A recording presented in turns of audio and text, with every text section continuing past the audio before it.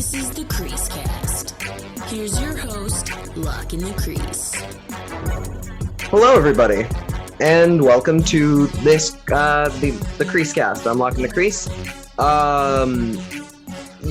Okay, so I was really like I'm recording. This is Tuesday, the 26th, probably the second to last episode of the month of August, which is crazy again because it's hockey in the middle of August, what have you. And I was really looking forward to doing this episode today because we're coming off two games against the Vegas Golden Knights, two games that nobody thought would happen at the beginning of the season. And not only that, but the Canucks winning the second of those two, their first regulation win against the Vegas Golden Knights, and it happens in a playoff game thanks to some amazing hockey from Jacob Markstrom stealing the show in Game 2, and Elias Pettersson and Tyler Toffoli made his big return after being out from the first game against Minnesota. And I want to talk about all those things, and we will talk about all those things. But we have to start in a different place because today has been a pretty monumental day in sports. Unfortunately, not in hockey's case, it's just another day because, of course, it is. Basically, if you haven't already heard, if you don't already know, essentially there was a shooting in Milwaukee. Police officers opened fire on a man, on Jacob Blake, who was he was a black man, unarmed, shot, I believe I think it was 8 times in the back by police during a I don't even know what to call it. Just, we go through this whole, we go through this all the time. This summer has been a big year for the Black Lives Matter cause. Everything that happened with George Floyd earlier in the year. And the fact that Breonna Taylor's killers are still out there, if I'm remembering her name correctly, because I'm literally, I'm like everybody else, I've stupidly kind of semi-moved on a little bit, which is dumb of me because her killers are still out there and still not in prison. This keeps happening. This keeps happening. And, the NBA, which, the NBA's players, I should say, more than anything, they've been wearing the Black Lives Matter stuff on the back of their jerseys. They've been really open about really trying to push the agenda forward, as well as the WNBA players. They've also been doing that as well. And both of them today, in the middle of their playoffs, decided we don't want to come. We don't want to play. Specifically, the Milwaukee Bucks did not take the court for their game against the Orlando Magic today. In a twist of importance, 4 years to the day that Colin Kaepernick first kneeled on an NFL field for the same reasons. And it's, they put their own livelihoods on the line here because you're not it's technically breach of contract. They put their own financial gain on the line for something that's bigger than sports, something far bigger than sports. And that is the lives of Black people everywhere and how they can't, and the racial injustices in our society. And Canada's not immune. Let's not kid ourselves here. Canada's not immune. Yes, a lot of these all the main incidents that have been setting these off have been in the States. These conversations often been in the States, but that we are far from clean here in Canada. We have our own issues with this too. And even if it, be it Black people or Native or, why am I blanking on the First Nations? That's the word I'm looking for. We have these problems all the time here too. In Canada, we are not immune to this. There needs to be bigger sweeping changes. And, the NBA is doing a good thing, by, not playing a game today, by not playing, by the players not stepping away and not playing. The MLB, a bunch of teams have done the same thing. And like I mentioned, the WNBA, same thing. And then the NHL. the people that at the beginning of these playoffs stood up and did the big end racism thing over like on the jumbotron, and then but also kept it weirdly vague as if it was they were kind of trying to like kind of just throw it in behind with all the other stuff like about nurses and doctors who have been doing everything they can to stop COVID and everything else.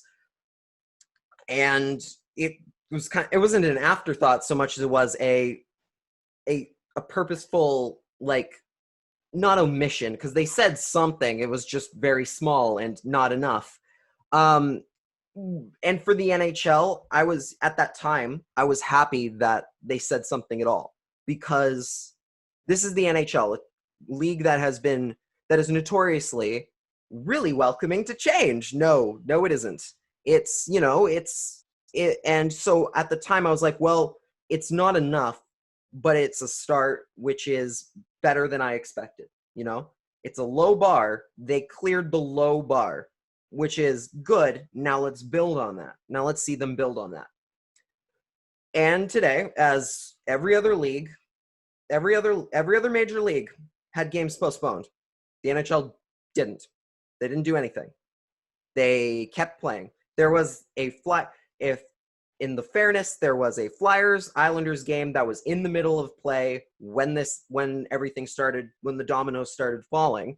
So if that one was going to finish, sure. But for the other two games were far later in the day, they had plenty of time to cancel them or postpone them, and let the players, sit an extra night on purpose to keep this conversation purposefully at the front of everyone's mind. They elected not to. And Bill Daley says Vice President Bill Daley's like, the players are free to express themselves, which is empty meaning. Like, that could mean anything. Like, you can, like, yeah, they're free to do that, but are you going to then be shitty about it? It's not even about that. Yes, the NBA's players were the ones that stepped up in that case, and I'm disappointed in the NHL players for not seeing that and being like, okay, let's do the right thing here ourselves. But this also comes down to the league being like, okay, we're not going to do anything about this. We're separate. We're separate from that because we're in Canada and we're hockey. We're different, because it's almost like, I don't know, like I can't tell why they think they're different. I can't put my white finger on it, like, this is the problem at the end of the day. And I hate that we keep having to have this conversation, especially on, for me, I am personally very quiet on these sorts of things in public, just because it's not my style. I'm not comfortable talking about, about society's issues and, society's issues, and even like political issues, which is, again, let's be very clear here. Racial inequality is not a political issue. It's a social issue. Those are two different things. I'm usually very uncomfortable talking about those things in public, just because that's who I am. I'm not really that comfortable with talking about things, especially because I don't fully know enough. I know I don't know enough. But I feel, again, like I've said before on this show, it's my job, that the fact that I have a platform, even if it's a tiny one like this show, like this podcast, or the articles I write about hockey, it's my job. It's my job to say something, to step up and say something, because what am I doing here if I'm not going to use my platform for good and be a person who tries to help make change because I have the platform that I do, even if it's a small one. And, it's disappointing seeing the NHL have this huge platform. Maybe it's not to the level of the NBA or the NFL or the MLB, but it's a ginormous platform by most standards. And then all they choose to do with it is yet another, here's a very vague statement before puck drop between the Lightning and the Bruins. Cool. We're good now. We fixed it, everyone. We did it. We solved racism. Yay. And then they're patting themselves on the back for that. And then not only that, and then of course they got a lot of crap for it on Twitter, very rightfully so.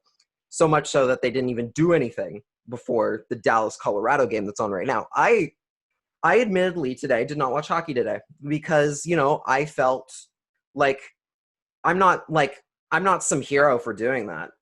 There are real heroes out there and one of which we will be talking about today, but for later in the show.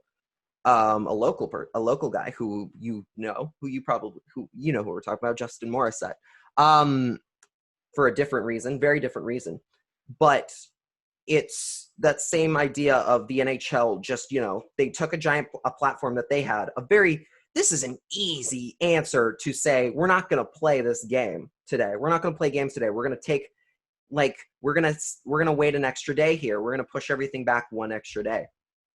It's that simple, and they chose not to do it. They didn't. I don't know. I didn't watch hockey today because we're going to still talk about some games that are going on, but I have not watched any hockey today because I felt like, in solidarity, it's my job today, I'm just not going to do it. Now, you can criticize me in the fact of, the Canucks aren't playing today. Would I be saying this if the Canucks were on? Maybe not, because I'm, again, you could argue that I'm hypocritical for that because it happens to be the day that Canucks are off today.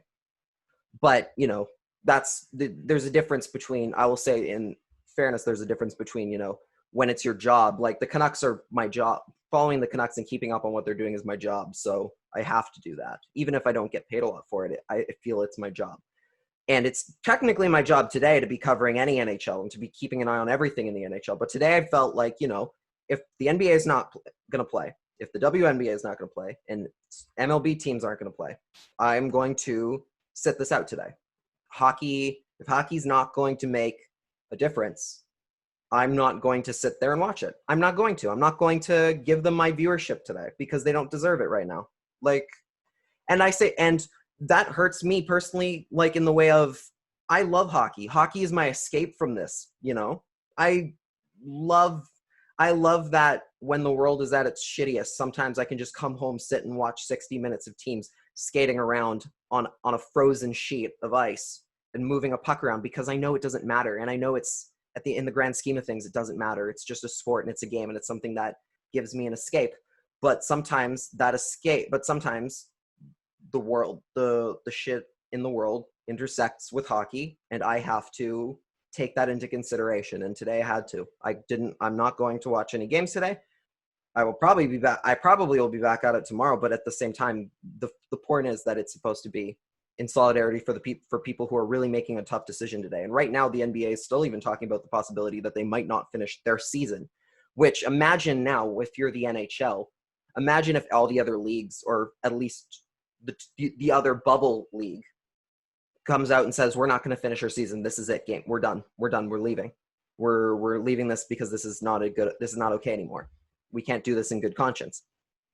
Even if that means, even though we did all this stuff for COVID, imagine if the NHL is the only league to finish their season because they chose to ignore racial inequality. That's not exactly a good, I would say, call me crazy, but I don't think that's a great look for them, If it's one thing for you to be the only league, say, that finished because you were the only one that had a good COVID bubble, which they're not anymore, because the NBA has done a very good job as well. A much better job than I anticipated. Good for them. But if you're the only league that finishes their season because you chose to ignore racial inequality and decide it wasn't, and sweep it under the rug and decide it's not your problem and that your hockey season is more important, what the fuck are we doing? What the fuck is the point?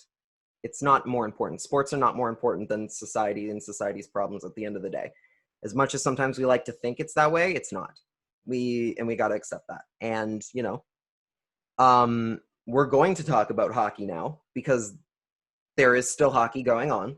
And there's going to be hockey probably again tomorrow, including this Vancouver Canucks team that's pulling off some magic.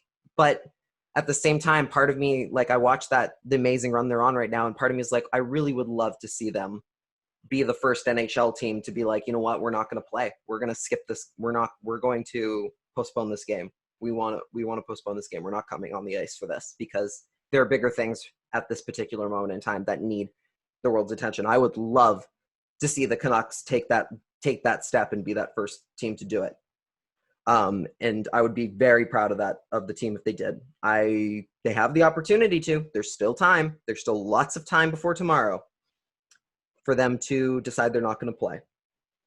And if they do, they would have my utmost respect for doing the right thing and for, and I hope that they make a good decision. I would be more than happy to be like, yes, I don't need a Canucks game today. If you guys are going to do this for racial inequality, yes, good on you. Like, good on you. I'm not going to give them like an award for greatness because I'm not going to build them a statue or anything because they're following the lead of other teams. But at the very least, I'm going to say, hey, they did something good, and maybe they'll convince all the other teams to fall in line here, especially considering that they're the one team here. They're the least likely team to win here, to win the Stanley Cup by most people's standards. So if they decide, hell, we're going to take this stand here and say that we don't care how far we've gotten, we're going to wait, we're going to make you wait to finish this year because we don't feel like it's our job to be on the ice right now. That would be fantastic. It'd be great. And it would be something that I really hope they do. Canucks, please consider not showing up for this.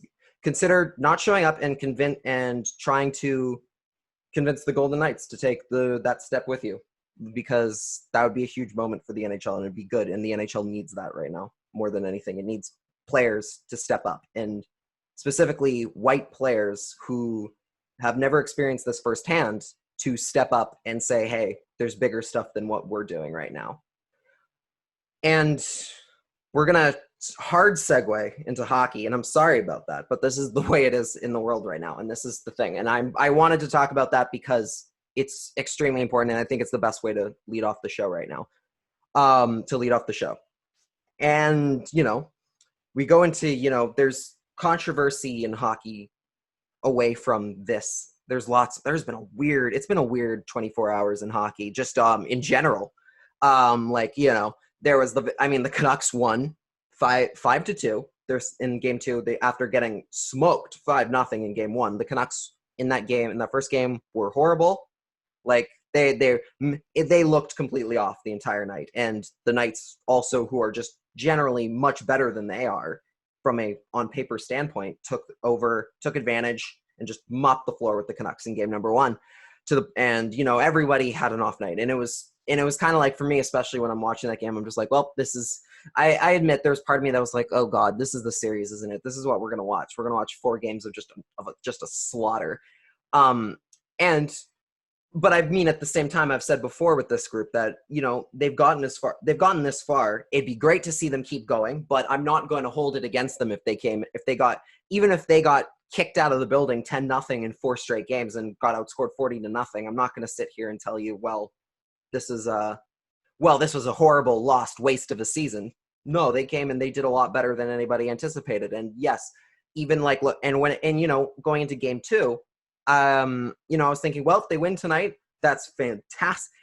I was saying more, if they lose tonight, that sucks, but understandable. But if they win, who knows, right?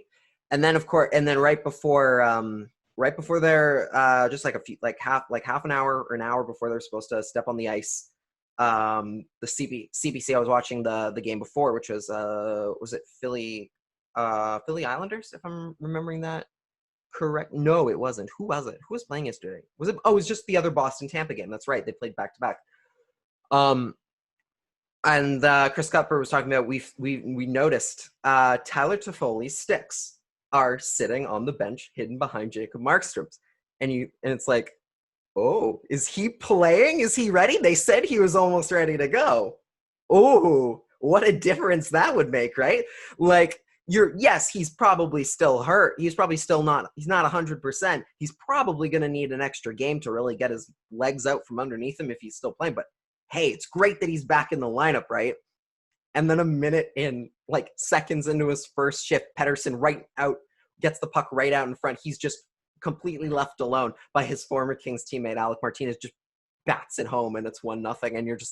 And it's all of a sudden, as soon as that puck goes in, you're like, oh, we've got a series, don't we? Because finally there was a team here. There was a team in front. There was this Canucks team that had even just that extra piece makes 2 complete, very good lines. Before, they were kind of treading. I would say that one of those lines is treading water with either Louis Eriksson or Jake Virtanen. But now that you have Besser and Toffoli both set back in that top six, and Travis Green, for his credit, once again is finding great ways to shuffle the centers in between the wingers to a point where it's making it a lot tougher for his opponents, including the Knights, who are very stacked and have lines that can pretty much match you regardless of what number they are in the stat on the depth chart. The Travis Green found a way to get to make it a lot tougher to decide who you're covering, and having Tyler Toffoli out there back in the lineup for his first game since game 1 against Minnesota, and he looked like he hadn't skipped a beat. Not only did he look like he hadn't skipped a beat, he played like he's been here the whole damn time. Like he's been just rolling the whole damn time. Like he would be like, you almost expect him to be like top 5 in scoring if he had played the whole time, right? Like people are probably like, oh, that guy's their best player, right? No, he's been out the lineup, hasn't he? He got the first goal of the game within a minute and a half of the game of the puck dropping. Then power play midway through the game, he gets the assist on a Bo Horvat goal. And they were doing, I said at the beginning of this series on Twitter that with Robin Lehner, who's a big goalie, and we'll get into the goalie controversy. He is one of the bulkiest goaltenders in the National Hockey League. He's huge. I believe he weighs in at 240. And this is not a knock against his weight or anything. This is just the basic dynamics of people, which is that, that's 240 pounds is a lot of Robin Lehner. And that's not including all of the heavy-ass goalie equipment that you lug around every night, which is also bigger because you're bigger. He's heavy dude, and that means that, yes, the pro is that you cover a lot of net. You cover a lot more net because you're so much bulkier. You cover way more net, so straight-on shots it's very unlikely that you're going to get a lot of straight-on shots that go clean through unless you're catching them off guard. So what you need to do in those cases when you have that goaltender, the con here is that when you're that big, because there's so much of you to move around, you're a lot slower than a smaller goaltender with that athleticism like we saw with Alex Stalock in the first series against the Wild.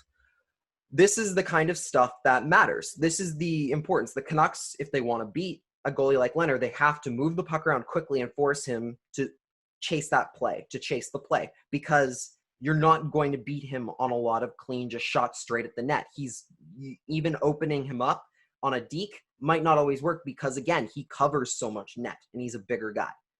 And, he's only 6'4". So it's really like, and there are a lot of 6'4" goaltenders who are a lot leaner, like Marc-Andre Fleury, who's sitting on the bench, is a bit of a leaner goaltender than Robin Lehner. And so he has a bit more of that edge in the speed category. So with the Canucks, what they needed to do here was do a better job at moving the puck around with quick, short passes, making him dart between where the puck's going while also keeping it, keeping proper possession, actually getting the shots away. And they did just that in game 5. A bunch of those goals were just quick movement passes right across into the front of the net they're making the defense pick and choose where they're going to go. They're finding great ways to they're finding those passing lanes and they're making them connect. And there's only so much Lehner can do at that point, especially considering he's not getting a lot of shots even in that game. The Canucks only had, I believe, they had 27 shots. They had 27 shots, but that's a lot less when you consider the 40 that Jacob Markstrom faced yesterday.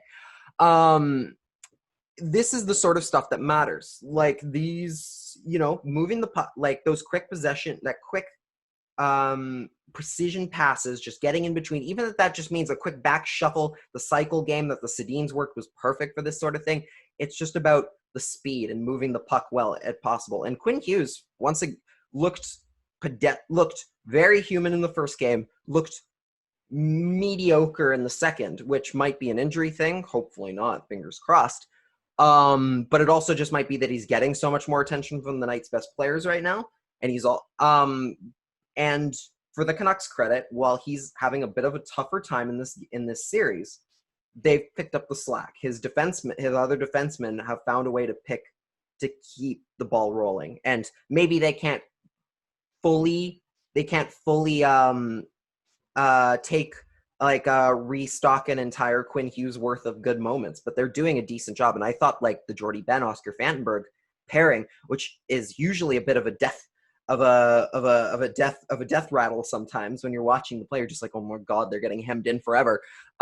Even they looked a lot calmer and more collected than usual, and I was much more at ease when they were moving the puck. Sometimes I didn't feel like they were making as many crazy mistakes or glaring errors. They looked a lot more comfortable, and they were picking up the slack for Quinn Hughes getting so much more attention from the Knights' best defensive shutdown players.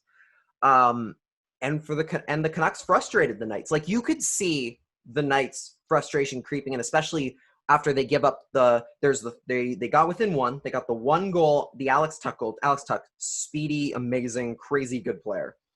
Like, that's a tough guy to stop. And the Knights are killer with that speed. In the first game, they were really moving the puck well through the neutral zone. They were cutting off passes, and they were just charging right back, and the Canucks had no answer a lot of the time. Canucks did a much better job at answering the bell, and not only answering, but responding with their own quick attack. They looked a lot more alert and a lot more focused in game two.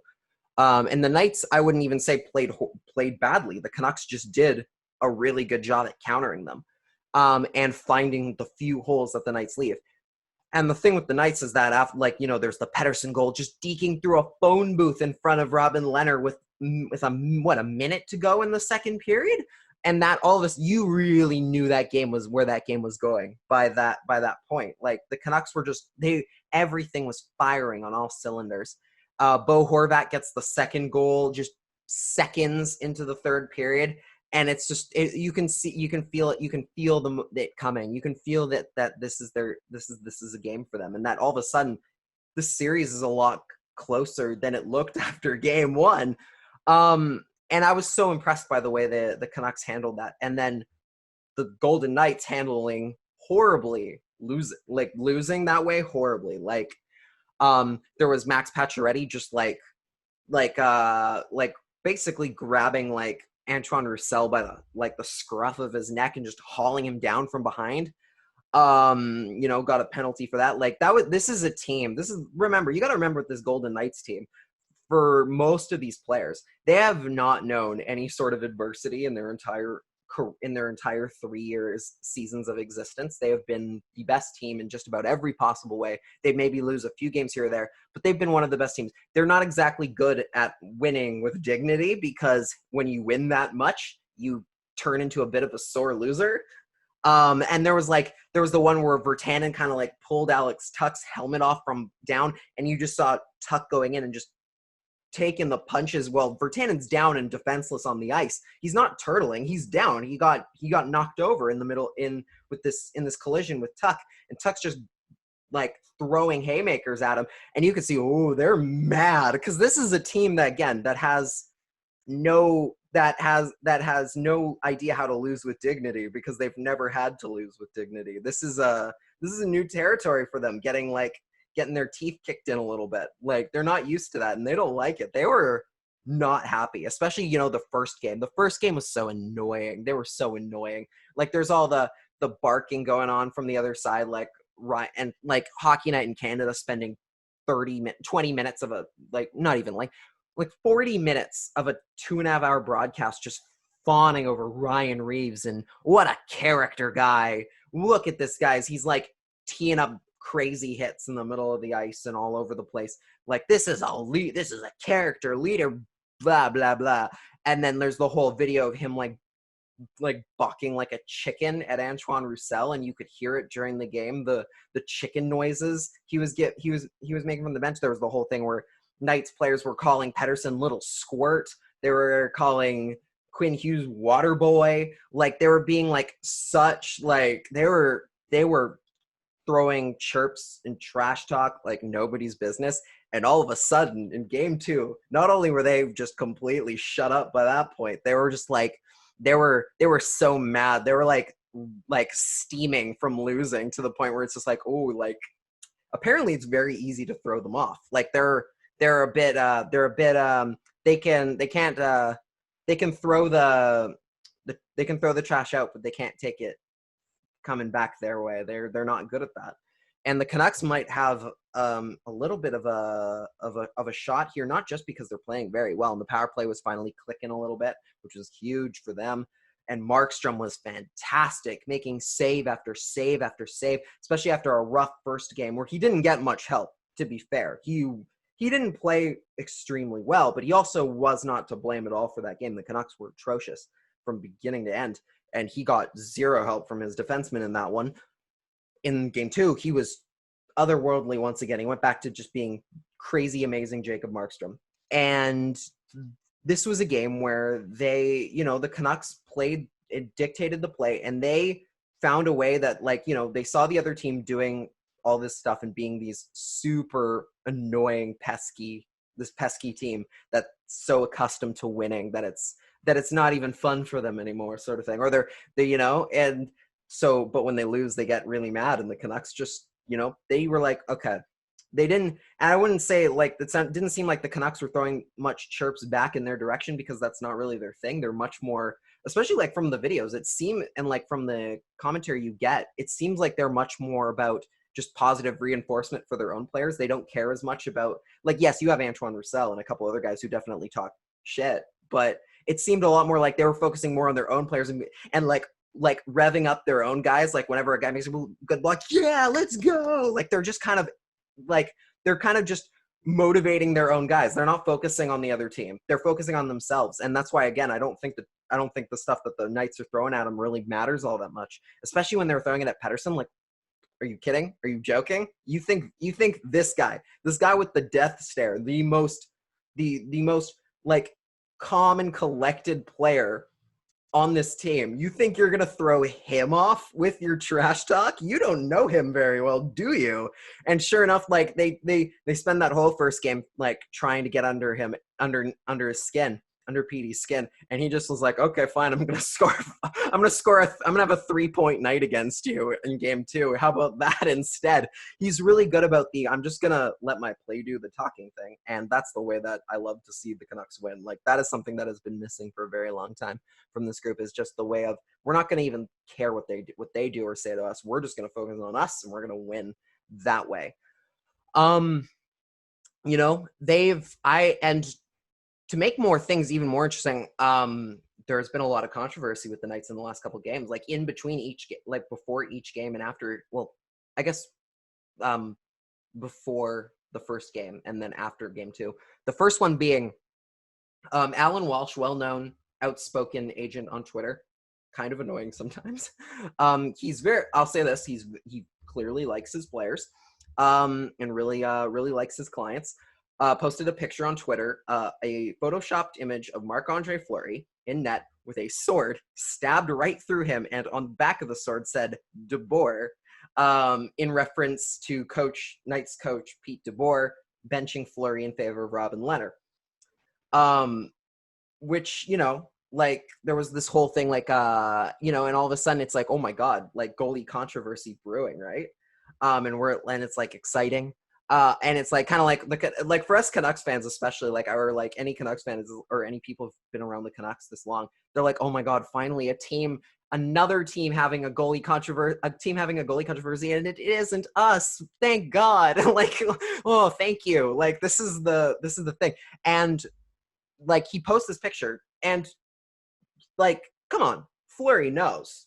That's not that doesn't yes, agents don't just do that without telling their clients, right? Because imagine that, imagine a client just starts doing crazy stuff and causing you headaches like that, posting a public photo of criticizing your own head coach.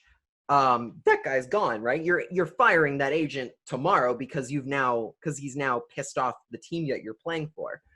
But it was pretty clear from the fact that he was very much when they had a press conference the day of game 1 with Marc-Andre Fleury talking to the media about everything. And he basically did not say that I had no idea it was going up. He never said that. He very much skirted around that question, and it was asked multiple times. And the second time he was like, that's the same question as last time. I already gave you an answer, which was word soup. So it's pretty obvious that he knew, through omission, he clearly knew that his agent was going to post that. And then after it was clear that it was a bad idea, he was like, okay, delete it. And then, now you've got an issue of a goalie. Now you got this goalie controversy brewing, especially now that the Canucks pumped 5 past Leonard. All of a sudden it's like, oh snap, or do we have this? We have something brewing here, right? Like and it's, and that's a huge distraction, as we can tell you from personal experience. Like what came to like the Luongo and Schneider stuff, like that's a huge like distraction, especially during a playoff run. Like, oh man, like I can't even like the Canucks thankfully didn't really have too much of that problem because the main issues were sorted out after the off season, during the off season, or during the regular season, when it was more about who's starting each and every night. By the time you get to the playoffs, so it's a little more clear cut. This is different. This is a guy like who's like, and his agent, who essentially have gone after the team that he's on in the middle of a damn playoff run, like after no clear, like there was no evidence online of issues, and then they just throw it up there like a curveball in the middle of a playoff run. Like, oh my god, it's not I would not say it's the best play. It's really not.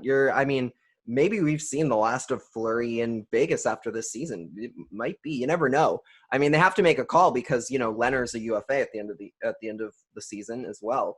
And I don't think Fleury is, but they have to make this decision of, apparently, are they going to send Fleury to a new team, or are they going to sign Leonard, or are they going to get rid of the guy, the insurance policy in Leonard? And there was that came up, and now heading into Game 3, because the Canucks, of course, lit up Leonard in that last game of, oh god, who are you starting? Like, who are they going to start in Game 3? And I would not be surprised if it's Fleury. And then there was last night after the Canucks win, apparently a few people went to Jonathan Marchessault's Instagram and took some shots at him, specifically about him diving in the middle of games. And he made the very, very grave mistake of responding to them poorly. Now, first of all, let me start with the obvious fact of, hey, maybe don't go after players on Instagram. Like, yeah, the responses that they got in return were kind of funny, and yes, sometimes some of the ones sent in his direction were clever. However, you should not do that. Like, it's not cool. It's not good. It's not good etiquette, internet etiquette. Like, come on. Like, if you hate a player, you can say it on your Twitter feed, no problem. And if they decide they want to name search themselves and find you shitting on them, go ahead. Go ahead. But if you're gonna, number one, also, don't go after family members. I don't care. If you're getting a rise out of this player, do not go after family members or kids. That's shitty. That's incredibly shitty. Don't do that. Where was I going with this? But you shouldn't just in general, you shouldn't tag players or go to a player's comments or DM a player, which I saw at least one case of yesterday, and message them and basically be an asshole to them. Like, I don't care if they're a public figure. That's not their thing. You shouldn't do that, though. Don't be an ass on Twitter, Instagram, what have you. Now, like I'm saying, those people should not have done that. Jonathan Marchessault also should not have responded, and more so responded with equally shitty rhetoric back.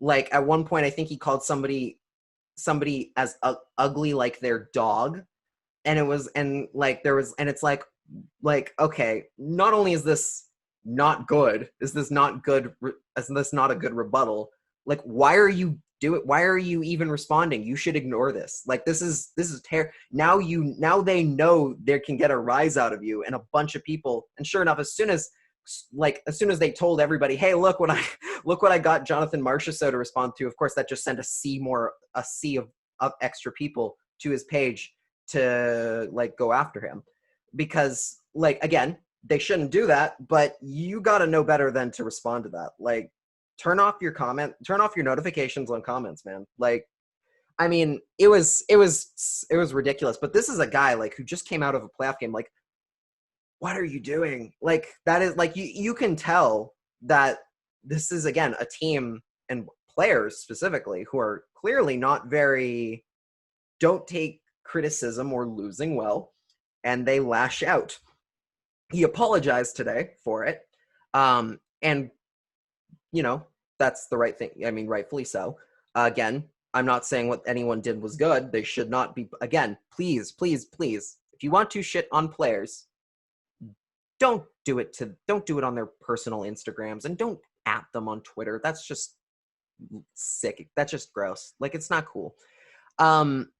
If you want to make jokes about them on your own Twitter profile, and they're the ones who decide they're going to come to your profile and look at it and get mad at you there, that's them. That's on them. People are open to criticism. Just saying it to their internet face, especially if you're on on an anonymous like profile and everything, that's not cool. But this is kind of just goes back to the whole thing of the Knights seem a little bit rattled, because that's a huge gaffe on his part, in the sense of you've kind of essentially just let the world know that you are not like having it. You're not feeling good. You're not having a good time. You are a little bit rattled right now. Like, that's a big issue. Like, if you're the Knights, like it seriously feels like you go with the picture, everything with Fleury and Leonard, and then you have Marchessault in here, and who knows what we might see come forward. It really does look kind of right now like the Knights are kind of self-destructing, and the Canucks might just happen to be the team that's there when they just fully implode and be the ones that end up reaping the benefits of that. So if you're the Canucks, you keep plugging away, because you might have a shot at this, just because this team does not seem there, which is shocking, because this is a team that won every game in the round robin and only lost one game to the Blackhawks in the first round.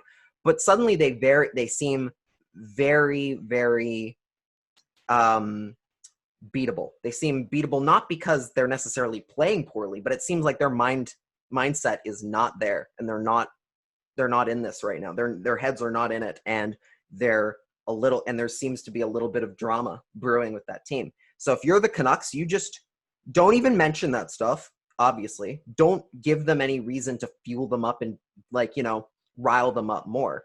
Just keep focusing on you.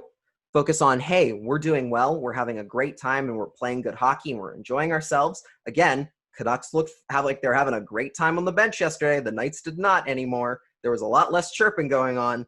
If you're Vancouver, the best thing you can do is just keep being you. Just keep playing the way that you want to, and the way that is successful. Because in that game, they showed that they can win successfully against this team, and they can win in convincing fashion. So Vancouver does really have a shot here. If the Knights are going in this really they seem to be having going off a little bit of a cliff here in terms of locker room issues, this might be the Canucks' chance to capitalize, and they might be the lucky team that ends up going to a Western Conference final, because the team they played just completely just lost the room a little bit. And if you're Vancouver, that last game was great, and it's so great to have Toffoli back. This group is playing their best hockey that they've ever played, and hopefully they keep that going into Game 3 tomorrow night if it does happen. Again, I hope that it doesn't. I hope the Canucks do the right thing and don't play and decide we're not going to play tonight and try and get it pushed a day or two later. But if it does play, it seems like if it does go through, which is likely, they do seem to be setting themselves up in a good place to possibly win this series, which imagine they're able to beat the Vegas Golden Knights. It would be arguably upset of the playoffs, possibly edging out Montreal, Pittsburgh. Maybe. It really might be. If the Canucks manage to pull off a series victory against Vegas, I think that would be huge. That would be the ultimate playoff series victory of this year. Nobody would have seen it coming. Before we get out of here, two other things we've to talk about. There's a couple of things. Number one, in the NHL world, the Capitals fired Todd Reirden after 2 seasons, after winning the Stanley Cup. Of course, Barry Trotz walked They did not re-sign Barry Trotz. He moved over to Long Island to the Islanders. Todd Reirden was brought on. 2 seasons, good hockey. They did well in the regular season. 2 first-round exits. First being against the Hurricanes in Game 7 overtime. Second being to Barry Trotz's Islanders in 5 games. It was not a good run for them. They did not, especially in the return to play. They did not look good. They did not look like themselves.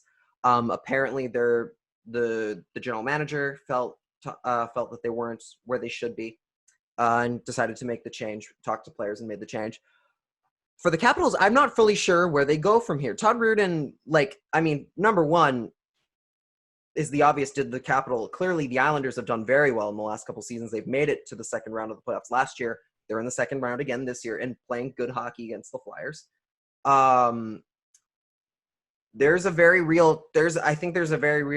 guess it's not buyer's remorse, but I guess seller's remorse in a way, because by letting Barry Trotz go this in the offseason after winning the cup, that they probably made a mistake. Like, they should have re-signed him.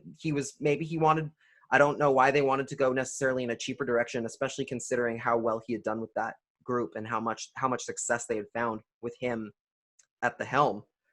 Where do the Capitals go from here? Who knows? I mean, they're a team that's still very much like they have only 2 players, like 2 forwards coming off the books next year. One is an RFA, and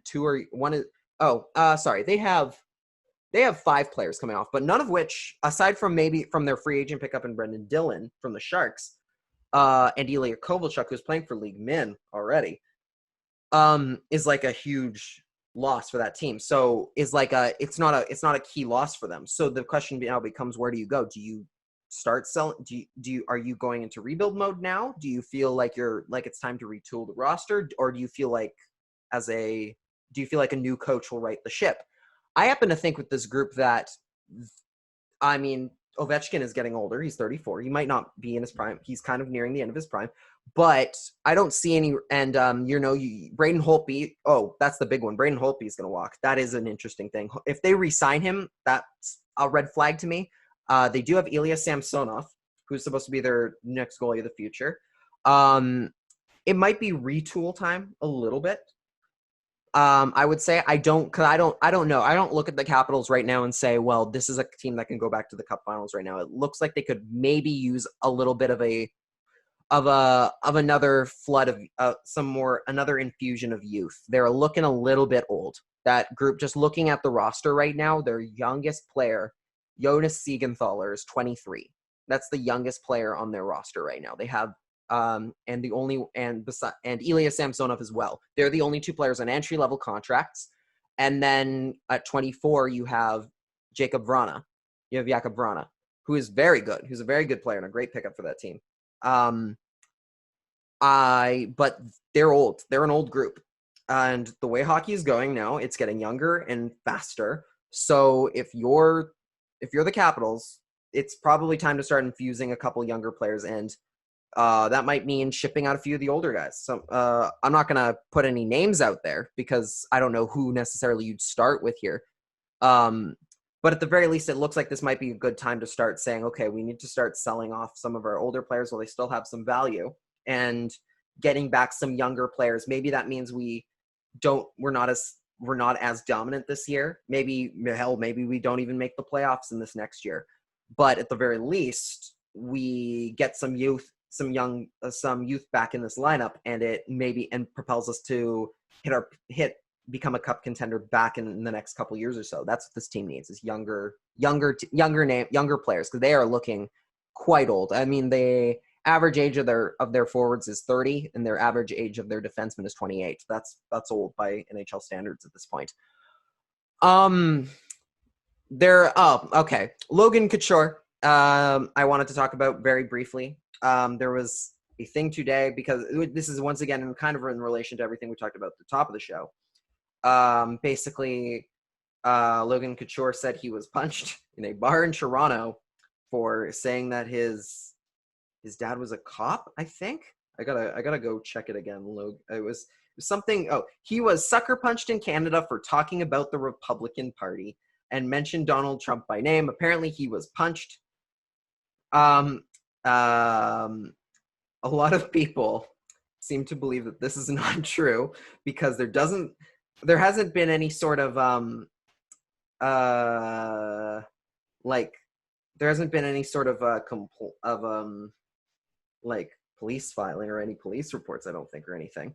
And he just started going off on people for like, because he is one of those guys who talked about how we need to make how he gave one of the Black Lives Matter tweets earlier during the first big wave of this conversation.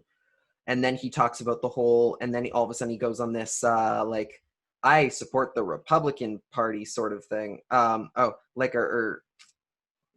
If you vote, like, and he I think he said he would vote Republican. He, something very crazy like that. My dad was a police officer, and I would, if I could, vote Republican.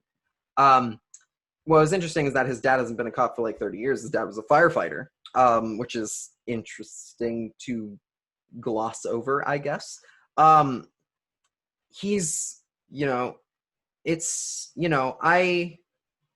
I don't really know. Like, he can't vote, but like, I was punched in the face.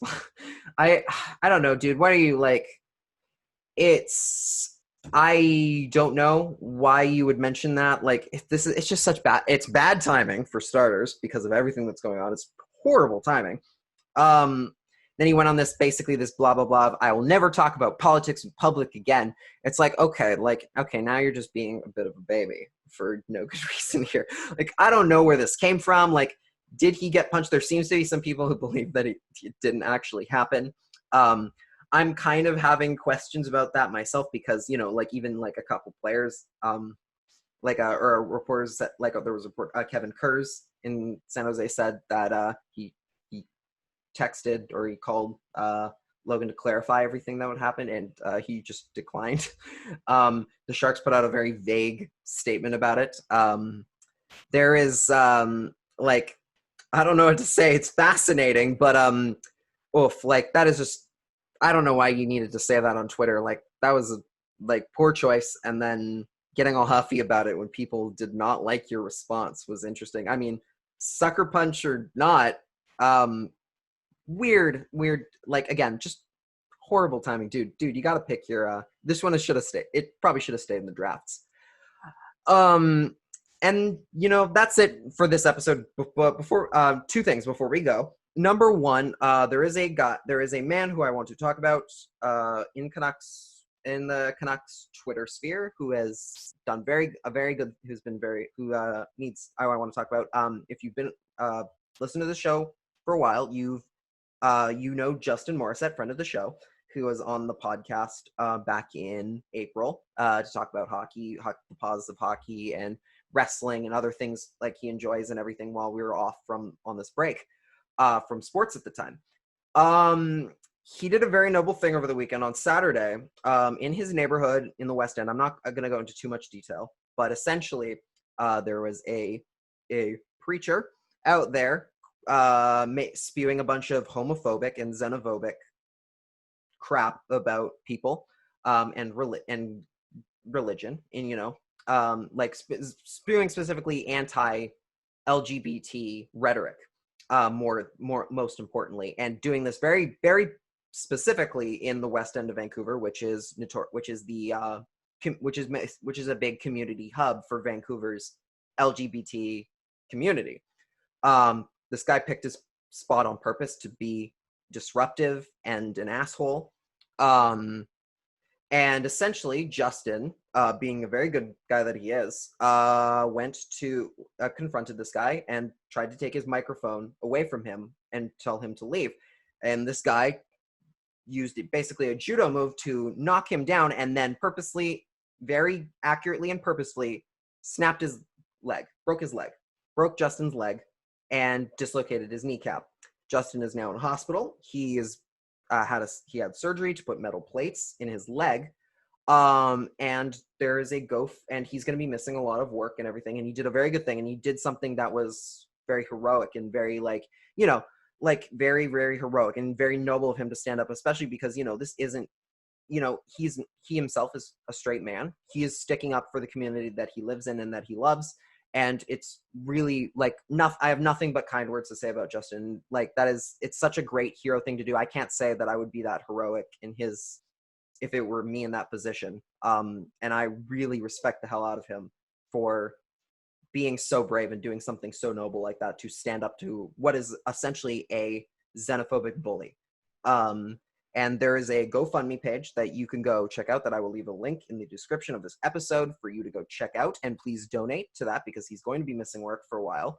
And, I believe it's already fully funded, but you never know, especially with COVID and everything that's going on, we don't know. Like, no one knows how much, like how far that money could go, like how far, like the after paying all the hospital bills and everything else can go.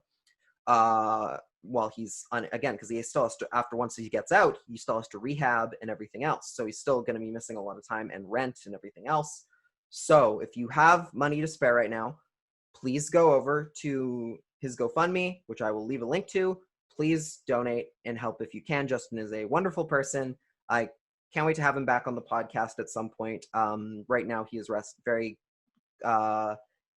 he is resting up, and he's, I wish Justin all the best, and I'm very proud of him. He did a really good thing, and again, nothing but respect for Justin and everything he's done. So please go check that out. And that's the CreaseCast for today. Thank you so much for listening. I did also want to say that I did want to give you guys all a personal thank you. These last couple of weeks, whether that's have been like smashing records for listens on the show, and that's without even including the YouTube views, the extra few YouTube views I've been getting. But we've been averaging like really good, like on a great record average for each episode in listens and everything. And I'm so thankful that you guys are enjoying the show and listening. And that's why right now I'm, putting in a little bit of extra of my own money to try and make this place more video and audio friendly as much as possible, so I can do even more stuff with this. And I'm really happy that you guys are enjoying the show, and I'm having a really good time doing it, especially during these playoffs and everything that's going on. It's been great, and I'm really thankful to you guys for listening, and I hope you keep enjoying the show. Hope you keep sharing it out, subscribing, leaving reviews on Apple Podcasts. Join my Patreon if you have $3 a month to spare as well.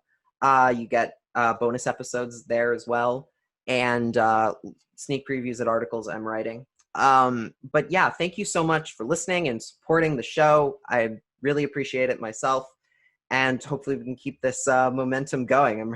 It's been great, and hopefully the Canucks can keep their momentum going and possibly once again pull off a miracle series win.